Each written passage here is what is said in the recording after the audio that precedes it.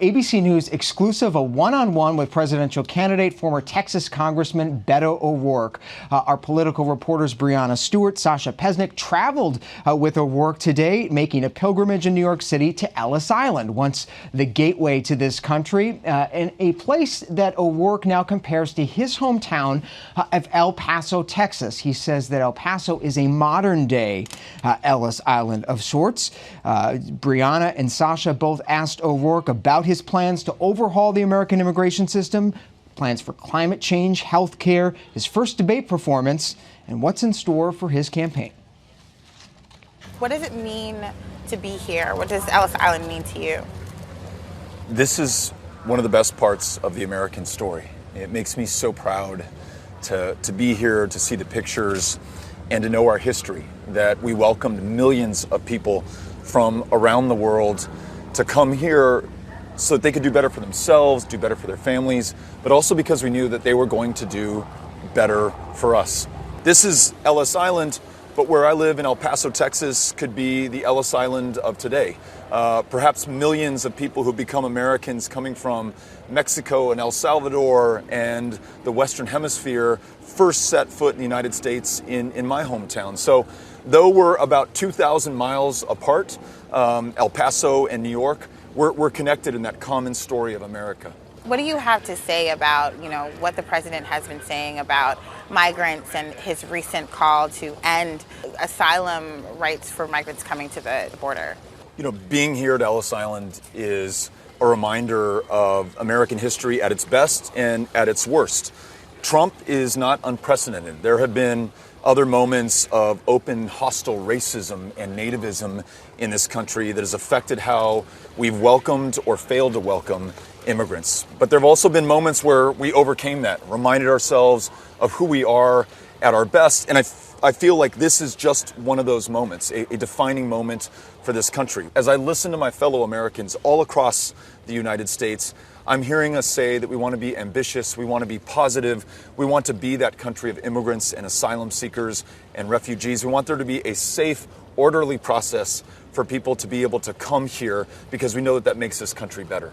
But I was with you in Independence, Iowa on 4th of July during the parade, which was a lot of fun. You brought your whole family there. But there were some moments where voters came up to you, confronting you in a happy parade, concerned. There was that moment with a female veteran who said, we're prioritizing migrants over American people. What do you say to those Americans? We don't have to accept the false choice that our president has given us, that we can either be a great country or we can be a country of immigrants. We are a great country because we are a country of immigrants and asylum seekers and refugees. It's the very foundation of our success in the first place. And that woman who I met in Independence on the 4th of July, who bravely served this country, I want to make sure that we do everything we can to guarantee that she has world-class health care, that she is connected to a career or furthering her education, that we honor the service and the commitment and the sacrifice that she made to this country, and at the same time that we remind ourselves that those who come to this country, they want to work hard, they want to follow our laws, they want to contribute to our success and our greatness, and their ability to do so, her ability to succeed, is to the benefit and success of everybody in this country. So let's not pit ourselves against one another. Let's not divide along lines of difference. Let's unite, come together, include every single one of us. That's America at her best and at her strongest. That's the America that I want to lead. Do you think that President Trump is a racist? Yes, President Trump is a racist. What we saw in North Carolina last week was almost an impromptu Nuremberg rally, inciting hatred. And ultimately, I think implicit in that is violence against people based on the color of their skin, based on their religion, based on their difference from the majority of Americans. And it is in keeping with the president, who describes Mexican immigrants as rapists and criminals, who describes asylum seekers as animals or an infestation, who says that Klansmen are very fine people. It's very clear the path that he is taking us on. And we either willingly submit to that, we are complicit in our silence, or we stand up against it and then also stand for what we know this country can be. And That's what I'm trying to do. That's what the people who are part of this campaign are trying to do at this moment of truth. Silence, especially from members of Congress who hold a position of public trust and power. Silence is complicity in what the president is doing. And there will be an accounting, there will be a reckoning, there will be justice for this sooner or later. You also had some other revelations regarding your heritage and where you're descended from. You released a Medium post revealing that you and your wife Amy are in fact descendants of slave owners. Why come out and reveal that? Understanding my personal connection to that, the fact that an ancestor of mine owned two other people, Rose and Eliza, and by their labor, from their enslavement, was able to build wealth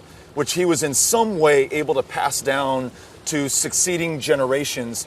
That is something that I have in some way benefited from. And likewise, the descendants of Rose and Eliza, whatever success they've had in their lives has been despite the fact that their ancestors were enslaved, that they were essentially denied full participation in this country's economy and our democracy, and that we've got to reconcile that. But it begins by telling that story, acknowledging the real truth of America, and in that I feel we will get the action necessary to repair that damage and make sure that we do the right thing going forward.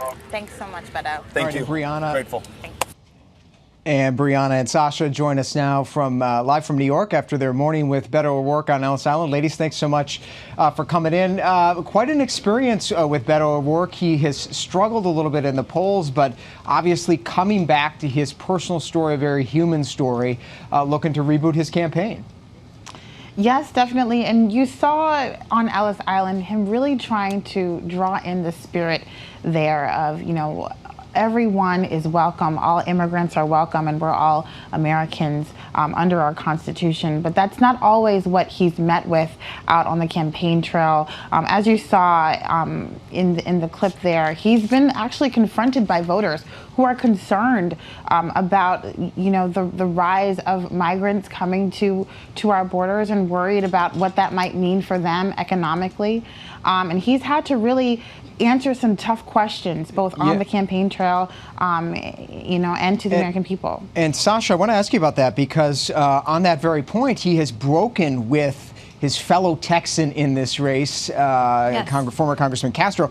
He doesn't want to decriminalize border crossings, right? Yeah, that's right. And actually, it's really interesting that you mentioned that, Devin, because he's been confronted not only by voters on the trail, he's also been confronted by his fellow candidates on stage. At the last debate, we remember Julian Castro, his fellow Texan in the 2020 race, was saying, Beto, you have not done your homework at all. You have not done your homework on immigration. Mm-hmm. And he was really challenging him, going toe-to-toe. And if we remember, Beto O'Rourke didn't really have a strong retort to him at the time. Mm-hmm. And what was interesting today, I was inside Ellis Island with him and his wife, and they were asking questions. We were not only there walking around and seeing the sights, we were there with historians who were able to inform every single step of the journey. And he was asking questions, and it really seemed like he was doing his best to do the homework that he was accused of not doing before. And we will see if he's done his homework for the next debate as well. His performance in that first debate, as you said, in Miami,